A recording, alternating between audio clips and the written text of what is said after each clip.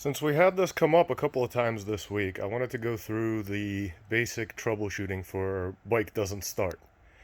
And yeah, there's a lot more to it than I'm going to go through, but this is like the very first stuff you need to try if your bike's not starting. And yeah, this bike obviously isn't going to start, it's missing a bunch of things, but I'll just go through it anyway. So the obvious procedure. So I'm just going to go through it just in case somebody misses a step or something. So you need the key on. So keys on. You need the kill switch on. Sometimes people who don't use this often forget that it's off. You need the kickstand up, or you need the bike in neutral. So I have no way of finding out if the bike is in neutral, but it's one or the other. If the bike doesn't know it's in neutral, or if the kickstand is down, the bike will only start in neutral with the kickstand up, with the kickstand down, and in any other gear with the kickstand up. So there's that. Then pull in the clutch, and then while holding the clutch, push the starter button, right? So that's your basic procedure, no big deal.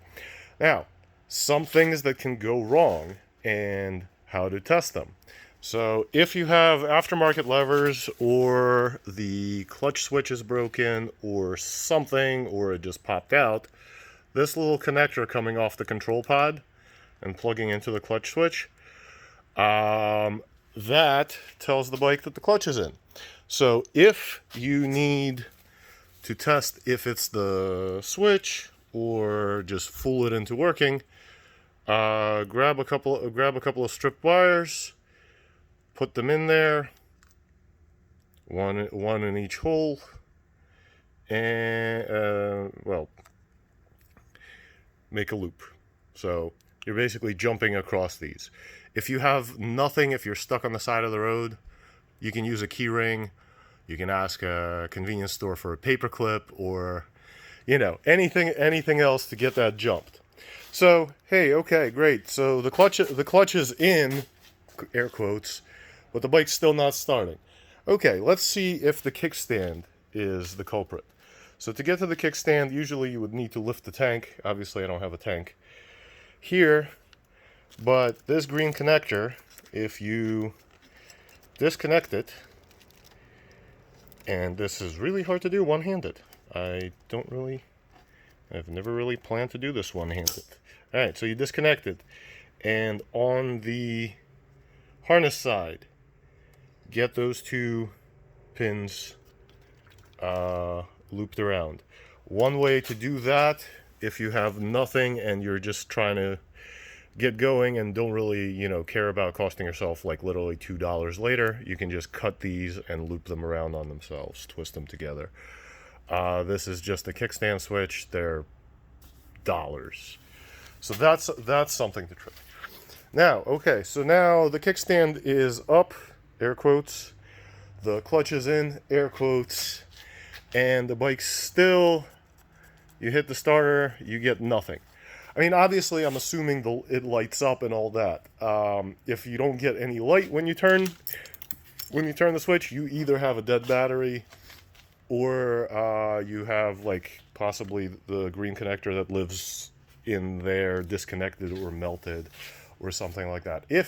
Or you could have a fuse out, or a variety of things. But let's say everything lights up, but you hit the button and absolutely nothing happens.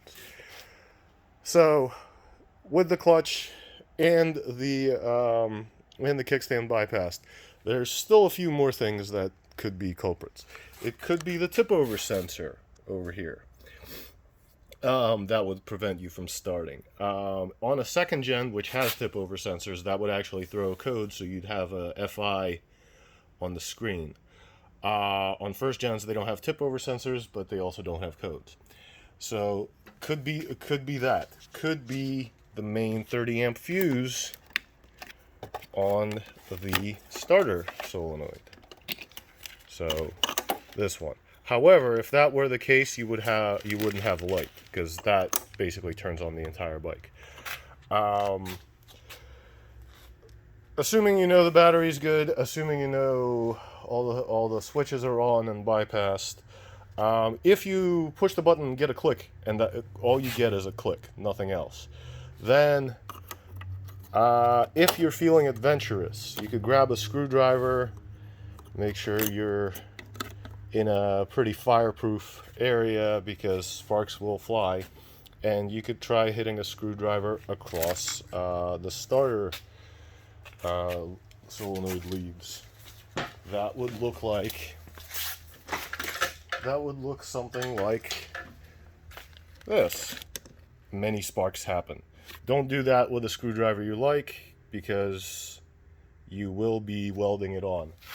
That may tell you if it's just a starter solenoid, because if you jump it, the bike cranks up, turns over, starts running, everything is good except that starter relay starter solenoid. On second gens, if you don't hear a fuel pump whine, something is not making the bike happy. Like when you turn on the key and turn on the switch, you should hear that from the fuel tank. If you're not getting that, it could be this relay for the fuel pump. It could be the fuel pump itself, or it could be more electrical issues. But the vast majority of the fail to start, and of course it could also be the dreaded green connector of death down there. If you got a new ignition from eBay, because cheap and China, some of those don't have 100 ohm resistance between them. Some of them are also wired wrong, because for some reason some of the cheap Chinese knockoff ignition manufacturers don't have the right wiring pattern. So that could be a culprit if you just did that. Another common culprit is if you got a new lever that doesn't hit the switch. That could be a thing as well. But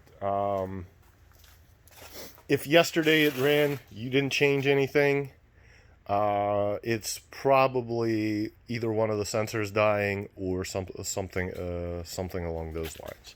So just to kind of roll over everything: key on, kill switch on, kickstand or neutral.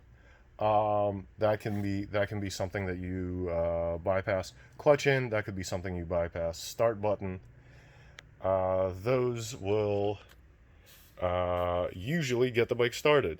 Obviously, I mentioned 100 ohm resistor in the ignition, starter solenoid, tip over sensor, etc. So hopefully that can help some of you guys do some of the early troubleshooting. Also, really, usually the number one culprit is the battery, because a battery can read good and still provide almost no cranking amps. Like you can have a battery with dead cells that does not start the bike. So hope that helps somebody. Let me know in the comments if I missed something. I don't want to be bad info, right?